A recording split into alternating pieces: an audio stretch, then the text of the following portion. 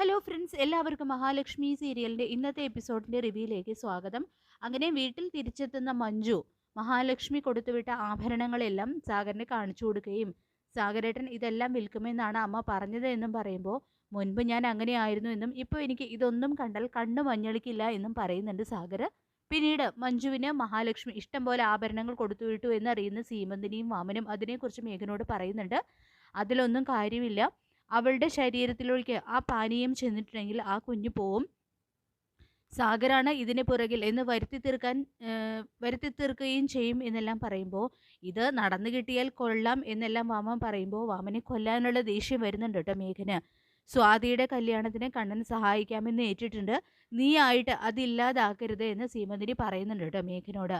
പിന്നീട് ജ്യൂസ് കുടിച്ചതിന് ശേഷമുള്ള മഞ്ജുവിൻ്റെ അവസ്ഥയെക്കുറിച്ച് അറിയാനായിട്ട് ദുർഗ മഞ്ജുവിനെ വിളിക്കുന്നുണ്ട്. വയറ്റിൽ ചെറിയ വേദനയും ഉരുണ്ട കയറ്റവും ഉണ്ടെന്ന് മഞ്ജു പറയുമ്പോൾ എന്തെങ്കിലും അത്യാവശ്യം ഉണ്ടെങ്കിൽ മോൾ എന്നെ വിളിച്ചാൽ മതി, അമ്മ ഓടി വരാമെന്നെല്ലാം ദുർഗ പറയുമ്പോൾ അതിൻ്റെ ആവശ്യമില്ല, എന്ത് വന്നാലും സാഗരേട്ടൻ എൻ്റെ കൂടെ തന്നെയുണ്ട്, സാഗരേട്ടനെ നോക്കിക്കോളൂ എന്ന് പറഞ്ഞുകൊണ്ട് ദുർഗയ്ക്ക് നല്ല മറുപടി തന്നെ കൊടുക്കുന്നുണ്ട് കേട്ടോ മഞ്ജു.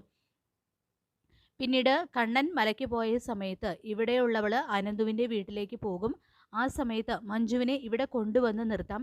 ഇത്തവണ അവളുടെ വയറ്റിലെ കുഞ്ഞിന് ഒന്നും സംഭവിച്ചില്ലെങ്കിൽ അവളെ 2-3 ദിവസം ഇവിടെ താമസിപ്പിച്ച് അവളുടെ വയറ്റിൽ കിടക്കുന്ന കുഞ്ഞിനെ നമുക്ക് ഇല്ലാതാക്കണമെന്ന് ദുർഗ പറയുമ്പോൾ എന്ത് ചെയ്തിട്ടായാലും വേണ്ടില്ലാമേ, സാഗറിൻ്റെ കുഞ്ഞ് മഞ്ജുവിനെ ജനിക്കരുത്, അവൾ മേഘേട്ടൻ്റെ ഭാര്യയായിട്ട് ജീവിക്കണം, ഇല്ലെങ്കിൽ മഹാലക്ഷ്മിയുടെയും കണ്ണൻ്റെയും മുന്നിൽ നമ്മൾ തോറ്റത്തിന് തുല്യാണെന്നെല്ലാം കരുണ പറയുമ്പോൾ ലക്ഷങ്ങൾ വിലപിടിപ്പുള്ള ആഭരണങ്ങളാണ് മഹാലക്ഷ്മി മഞ്ജുവിന് കൊടുത്തുവിട്ടത്.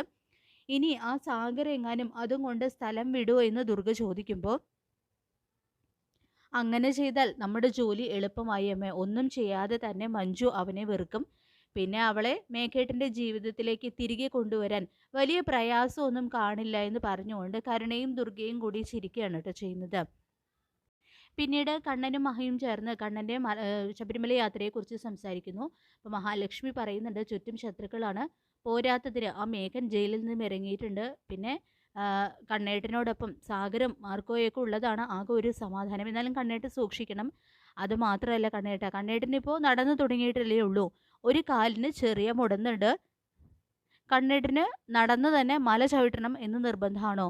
ഞാൻ ഏതായാലും കണ്ണേട്ടൻ മലയ്ക്ക് പോയതിന് ശേഷം അനന്തുവേട്ടൻ്റെയും രേഖയുടെയും വീട്ടിലേക്ക് പോകാനാണ് തീരുമാനിച്ചിരിക്കുന്നത് എന്നെല്ലാം പറയുമ്പോൾ അതേതായാലും നല്ലതാണ് മഹി, തന്നെ ഇവിടെ ഒറ്റയ്ക്ക് വിട്ടിട്ട് പോകാൻ എനിക്കും പേടിയുണ്ട്, മാത്രമല്ല മാർക്കോയും ഞങ്ങളോടൊപ്പം മലയ്ക്ക് പോയിരുന്നുണ്ടല്ലോ എന്നെല്ലാം കണ്ണനും പറയുമ്പോൾ കണ്ണേട്ടൻ എന്തായാലും സൂക്ഷിക്കണം എന്ന് മഹി വീണ്ടും പറഞ്ഞു കൊടുക്കുന്നുണ്ട് കേട്ടോ കണ്ണനോട്.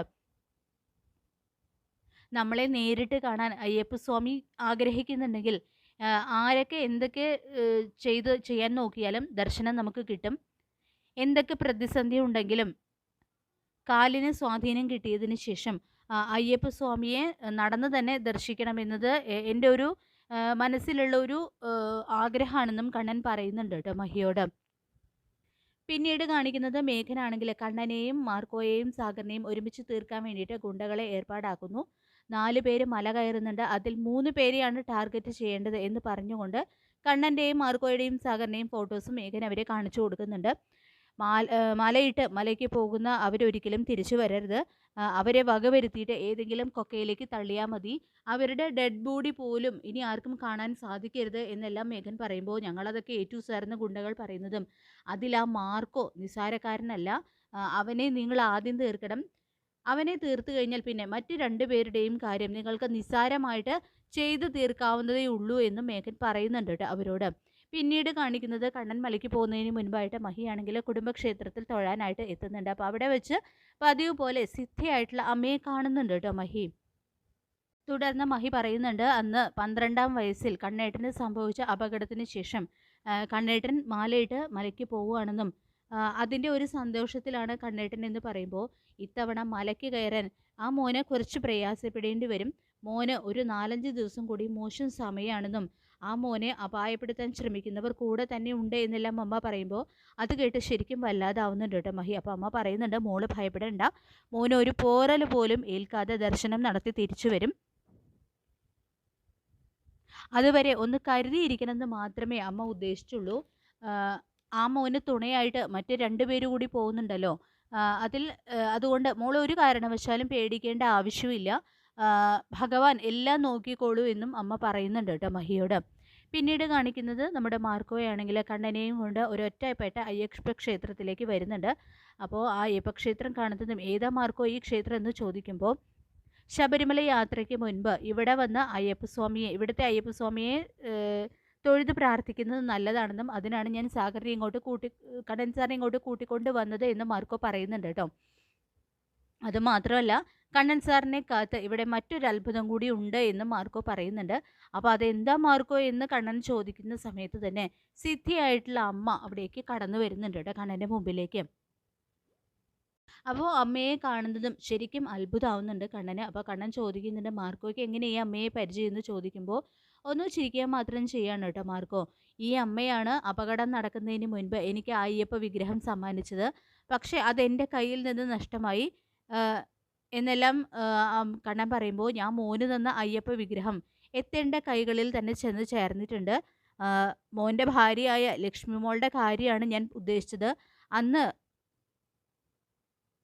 മോന് ഞാൻ തന്നുവിട്ട ആ അയ്യപ്പ വിഗ്രഹം തന്നെയാണ് ലക്ഷ്മി മോളുടെ കയ്യിൽ ലക്ഷ്മി മോൾ ഇപ്പോൾ കൂടെ കൊണ്ട് നടക്കുന്നത് എന്ന് അമ്മ പറയുന്നത് കേട്ട് ശരിക്കും ഞെട്ടിത്തരിക്കുന്നുണ്ട് കേട്ടോ കണ്ണൻ.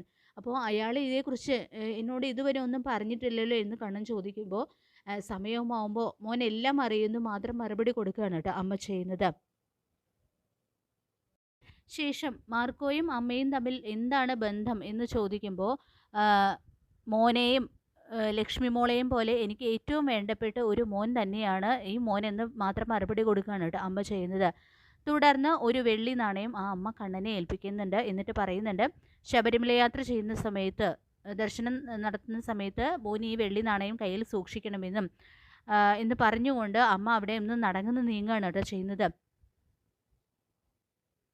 എന്തായാലും ശബരിമലയ്ക്ക് പോകുന്നതിനായിട്ട് മല ചവിട്ടുന്ന കണ്ണന് ഇപ്പോൾ കണ്ണൻ്റെ ഒരു കാലിന് ചെറിയ മുടന്നുണ്ട്. എന്തായാലും ഈ ശബരിമല യാത്ര കഴിയുന്നതോടുകൂടി തന്നെ കണ്ണന് പൂർണ്ണമായിട്ടും കാലിന് സ്വാധീനശക്തി തിരിച്ചു കിട്ടും.